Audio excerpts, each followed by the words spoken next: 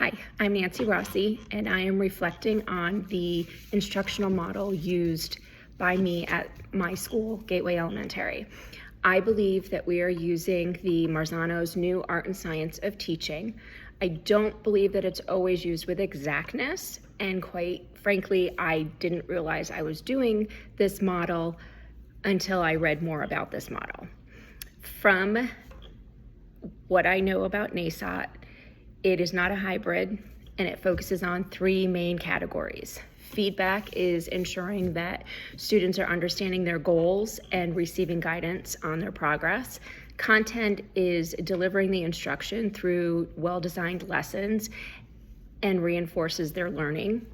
Context is related to classroom environment, such as the engagement of the class and classroom management.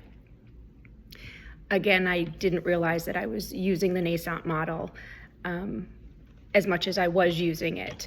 I do rely on the unit map and instructional guide provided by the district. I make sure to review the benchmarks, check assessments, and decide how I'm going to teach. For ELA explicit instruction, I make sure that I have my benchmark, that I determine a hook, I make sure that I build up background knowledge, we introduce vocabulary, and making sure that I use our AVID and Wicker strategies so that the students are engaged and participating in some level of collaboration. I use the gradual release model of I do, we do, you do.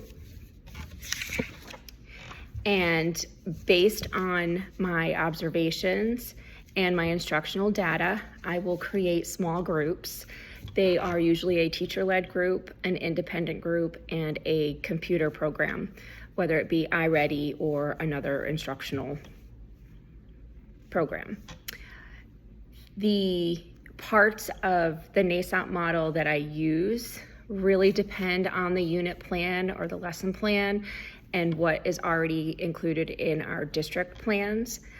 I usually consult the district resources as my starting point.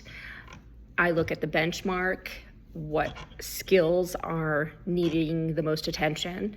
I use my assessment data to see where I need to focus my attention. And the nature of the lesson itself determines how I move forward. So if it's a new lesson, I'll do a lot more direct instruction than if it were more of a review lesson where students are able to do more reflection and collaboration. The level of engagement in my classroom it depends again on the nature of the lesson and what students are interested in at that time. Do I do academic games, or do I do relationship building, or am I going to do some kind of engagement? When I think about the NASOT model, I think about some of the strengths and weaknesses and how it supports my teaching. The strengths are it definitely has a clear structure. It emphasizes student progress and growth. It promotes engagement, and it applies all grades, all subjects, and it definitely aligns with things that I'm already doing, such as AVID, Wicker, and MTSS. Things that I would consider as a weakness is that at first glance, it can be complex and overwhelming.